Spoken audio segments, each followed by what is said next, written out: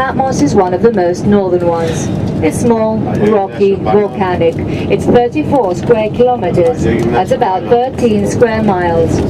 3,000 people live here in 3 villages: Skala, Hora and Gambos, common names for villages on islands. As we turn on your left up on the hill, that's the village of Hora, our principal town, where our town hall is, and that is the castle there, the monastery of St. John.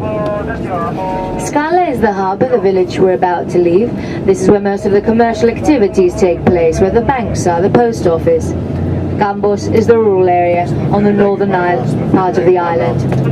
Due to the history and the natural beauty, Patmos has developed into a leading tourist spot in Greece. That's why it's not a big surprise that the main occupation for most of the inhabitants has to do with tourism. Patmos' history begins very early in time. We've had inhabitants here from the 1600s BC. From inscriptions we learn a lot about the local cults and the mythology of the island. According to a myth, the island owes its existence to the goddess of hunting and the moon, Artemis, also known in Roman times as Diana.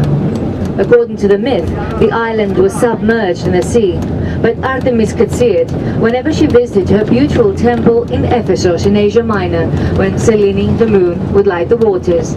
She fell in love with the island and asked her father, Zeus, if he could help bring it up to the surface. He did this for his little girl.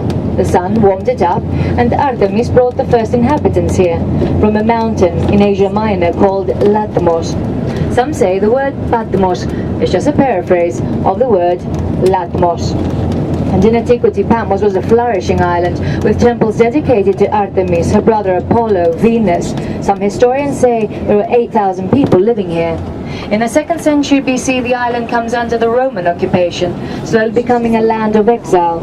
It's in the 1st century AD that St. John is exiled.